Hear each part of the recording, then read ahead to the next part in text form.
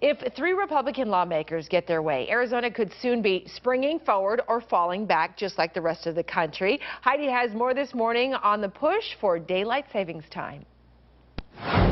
Yeah, good morning. Right now, Arizona and Hawaii are the only two renegade states that are not complying with the National Uniform Time Act, and we haven't been complying for several decades now. But if three Republican lawmakers get their way, that will soon change. The three proposed the bill, it's House Bill 2014, on Tuesday because they say if we implemented daylight savings time, it would allow Arizonans to be more productive, and therefore it would be better for the economy.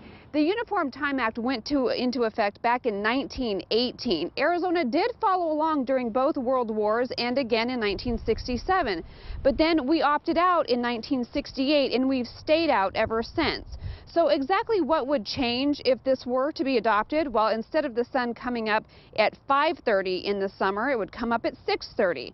But instead of going down at 8 o'clock at night, it wouldn't go down until 9. So those hot summer days would last a little bit longer. Now, those in favor of the switch include outdoor enthusiasts like golfers. Also, power companies are in favor, and of course, those who like to sleep in a little bit. Now, those who are against it, parents of small kids, because it's hard to get them to sleep when the sun is still up, and bars, believe it or not, are also opposed to the idea. Now, a poll done back in November shows about 45% of Americans don't really see a need for daylight savings time anymore. And while the push is on for Arizona to get on board with this, 5 other western states are trying to opt out. Now, again, this bill was just proposed on Tuesday, so it's far from being final in any way. And of course, we'll continue to follow it as it makes its way through the legislature. Back to you guys.